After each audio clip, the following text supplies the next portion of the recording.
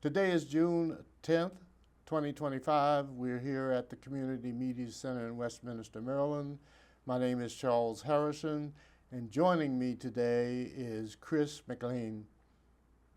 Thank you for being here with us today, Chris. You bet. And for sharing your military experience with us in the Carroll County systems. All right. Were you drafted in the military? And if so, what branch were you involved with? I first joined in fall of 1989. So volunteered, joined the Army, and did my basic training in Fort Leonard Wood. Then went off to language school to learn Russian at the Presidio Monterey, the DLI, the Defense Language Institute. And then I went to Arizona for interrogation training and was sent to Germany, and was in Germany from 91 to 94 as the Cold War was sort of ending. We were waiting for the Cold War to go hot. That didn't happen, but we were there just in case. Well, what motivated you to join? Why?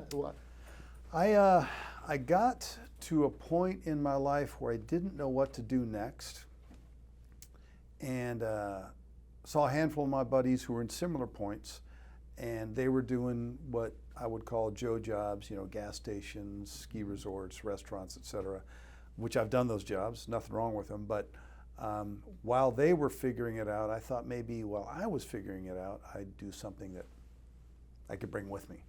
And at the time, I'd always had an affinity for languages, and it was an opportunity to learn Russian, and knew I was going to be living someplace that I never lived before.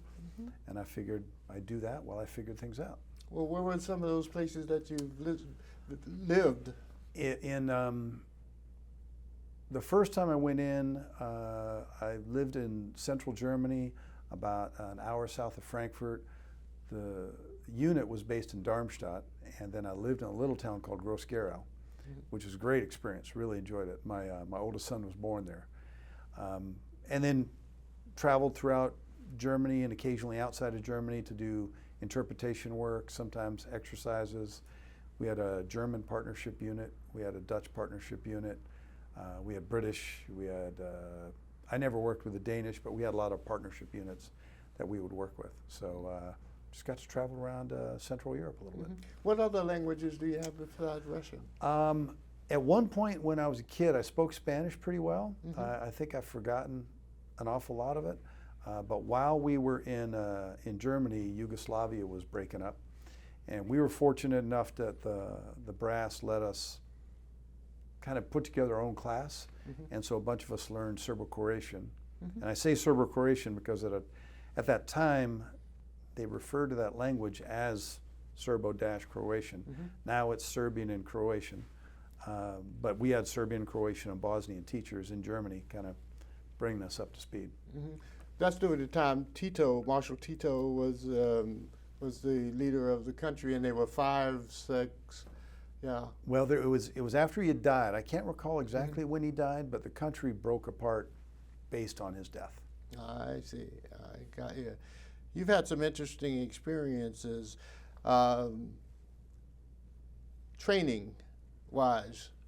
Were you trained here in the States for those languages, and if so, how was that experience? The first language was Russian, and that was formal. That was in Monterey, California, and I was born and raised in Oakland, California, so about 2 hours south of where I was raised, which was a great experience. It was a lot like going to college. We went there with Air Force, and all the other branches were there, a lot of civilians as well. So I was there for a little over a year, and my only job was to, besides do PT, was to learn Russian. And it was a great experience. I see. Were you married during that time? I got married during that time.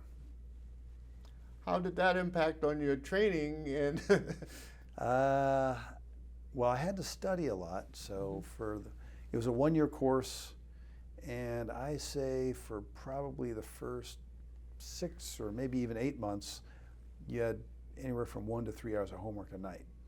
And so when I was doing that, it meant that's what I had to do. So as a newlywed, there wasn't much time for, well, there was no time for a honeymoon. There was no time for, evenings. So it did put a stress on it. I see. I see. So you moved every 4 years or so? Well, I only, when I was in the first time, it was just that one assignment in Germany. So after DLI, I went to Fort Huachuca, where I was in interrogation school. And then after that, I went to Germany, and I was stationed in Germany for 3 years. Okay. So my wife came with me to Germany, but not to Arizona. Okay. What was your MOS? Was it linguist, analyst, or? Well, at that time, it was, they didn't separate it. At that time, it was just interrogator. We would call it now they call it human intelligence collector.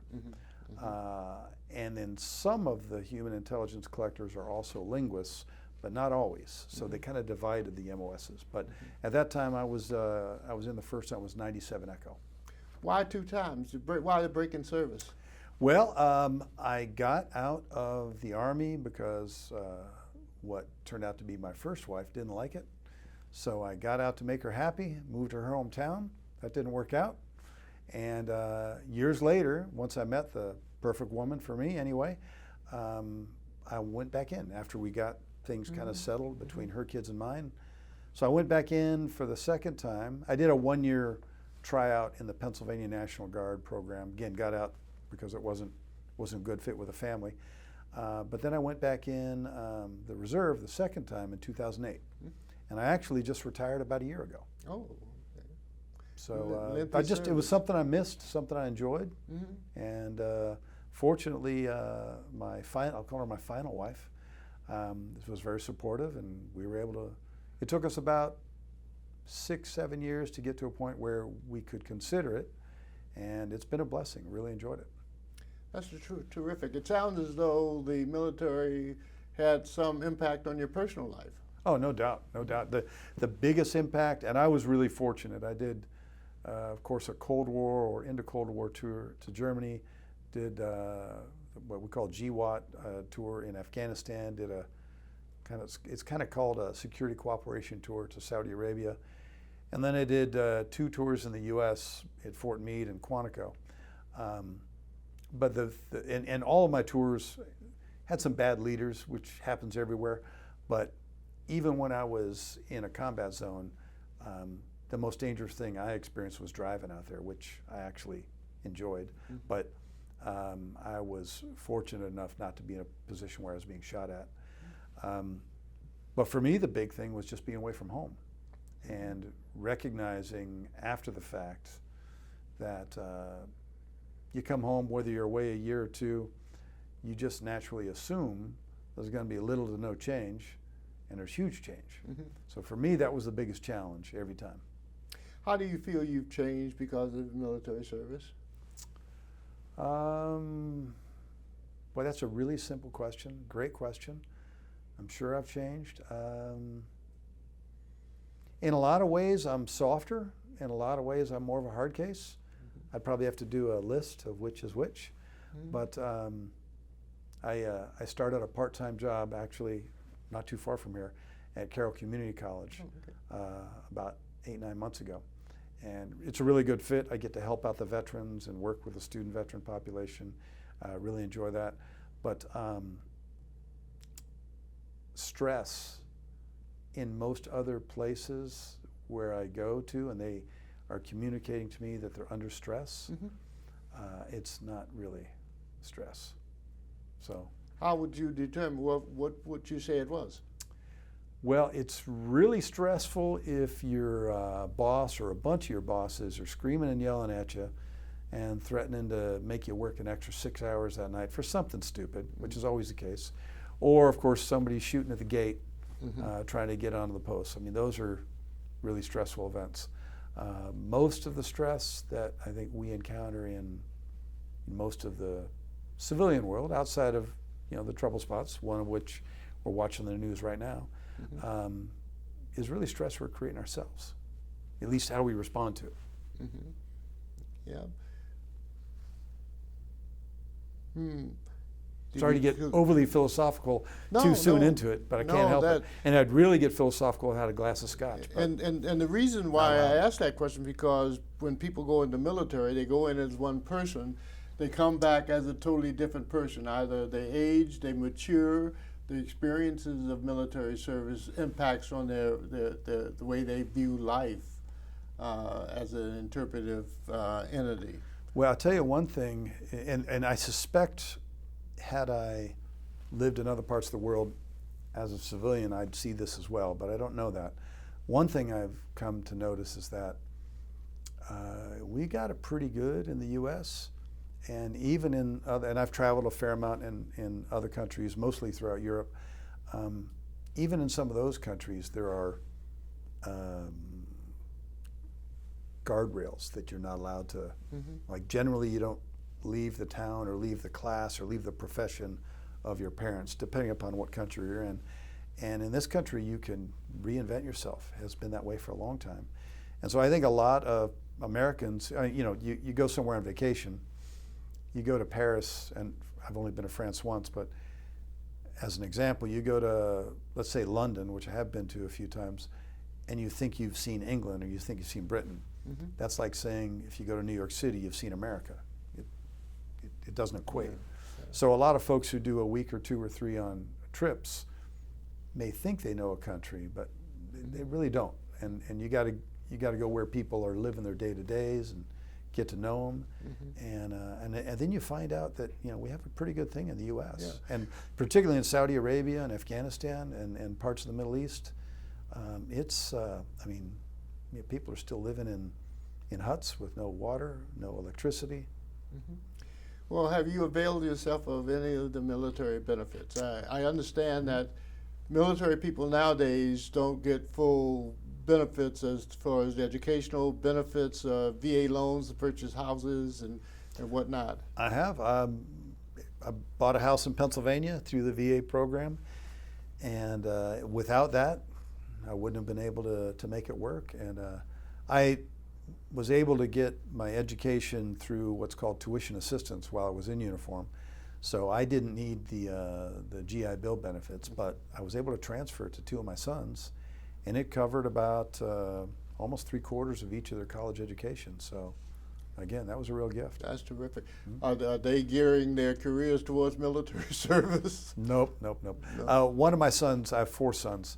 One of them came close, but couldn't quite figure out the direction or pulling the trigger. And to be fair, they all 4 would have done really well in it. There's enough choices, but there were other things there. They had gifts that led them in the directions it took them. Yeah. You mentioned Carroll Community College. What's your job there? What do you do? I work in admissions, so sometimes I'm called a recruiter, but other times I'm an admissions counselor. So there's 4 or 5 of us. So my job is to bring students to Carroll. Do you think the military experience aided you in this position now, as far as interpersonal skills, developing rapport with students? Accidentally, yeah. My last, my Afghanistan assignment, my Saudi assignment, my last assignment at Quantico, I fell into kind of a liaison role, even a recruiting role, my last assignment, where I'd have to bring in people in the military, bring in uniformed people. And it did work out that way, but it wasn't part of the plan. It was just accidental. So I was really fortunate. I see. Any James Bond type experience because of the Russian You know what? I was able to do, so when you say interrogation, people get really freaked out because Hollywood tells you that, American interrogators or any interrogators are beating the guy to get the information. I've never had to do an actual interrogation. It was all training. But even in the training and the lead up to it, the mantra was, our goal is information. And if you beat somebody, they're going to tell you whatever they think will stop the beating. So that wasn't a part of our training. It wasn't part of our practice. The friendlier side of interrogation is what's called debriefing. People who want to tell their story, and a lot of times it's in exchange for asylum. So I had a chance to do a Croatian couple, and this is, what I'm saying is unclassified. I can't go into the details, but I had a chance to do a debriefing of a Croatian couple that was coming, that wanted to come to the U.S., and then a Russian military officer. And that was really fascinating to talk with them and just kind of get their story. And sometimes I would come back to them with specific questions based on things that were of interest to us. And I'd forgotten what prompted that. What was the lead-in question to that? Oh, I was asked about your James Bond type experiences. Well, I don't really have any, to tell you the truth. We were waiting for something to happen. I did support a group in Afghanistan that was doing some pretty cool stuff. I was the analyst supporting them. But the stories were all incidental to the mission. Myself and a buddy, at the end of my time in Germany, we weren't allowed to go into Eastern Europe until maybe 6 months before I got out. And my wife and son had already gone back to the States, so I had about a month to help process and say goodbye, and I had some unused leave. A buddy of mine wanted to go to Russia, and so did I too. So we planned our trip, but we didn't have visas. Our idea was we would get a visa at one of the embassies along the way. It was during summer solstice, so they were all closed. So by the time we got to Tallinn, Estonia, we ended up in an English pub, drinking an awful lot, and the barman said, you know, come on, get out of here, time to go. And I held up my watch. I said, what do you mean? It's daylight out. And he said, it's 4 o'clock in the morning. I had no idea that summer solstice worked out that way. So we stumbled to the hostel where we were put upon by 2 Estonian national policemen who were threatening to throw us in the drunk tank. And of course, once we established that I wasn't Russian, they didn't speak English, my buddy spoke German, and once we established it was okay to speak Russian, they treated us differently. But I decided to start to play with them and say, hey, you know what, if we have to pay this fine, you're gonna have to give us a receipt. And there were 2 guys there, and I can't tell you what they said, not because it's, but it's foul language. So the one guy was doing all the talking, and the other big guy was just had his arms folded behind him. And the one guy doing the talking said, "Okay, I'll give you your receipt. I got to go back to the station, wake up the lieutenant. We'll put you in a cell for a few hours." And then the big guy leans forward and in perfect English said something really frightening. To which I just said, you know, we're fine. We don't need a receipt. We cheat them $5 and they let us go. Okay. So, not really intel, but. Well, any regrets regarding your military service? One. At the end of my time after my tour to Afghanistan, I came back to DC and I had a few months before my activation ended. And I was asked to go to an embassy in South America. And I felt so guilty for being away from home. I didn't accept it right away. This is the only professional regret I have. I said, well, let me talk to my wife and sons. I called them right away. Nobody was answering their phone. So I waited that night and I talked to them and they were all excited. So I got in early in the morning and said, yes, send me to Argentina. And the guy looked at me and said, sorry, I couldn't hold him. And so that's the one regret. The other one that's not a professional regret is not understanding readjustment, not understanding the issues, that they're gonna be issues. So now when I work with a lot of students who their time was in the US, they never left. There's still a readjustment, different place to live, different type of culture, and there's always gonna be an issue. And so if you understand that, which I did after my Saudi tour, but I didn't after my Afghan tour. So just telling, and I shouldn't say they're kids, some of them are not, but just telling them that there's gonna be a readjustment issue is a big, big help.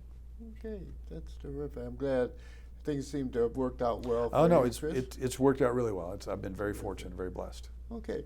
Well, again, Chris, thank you so much for joining us today and for sharing your experience.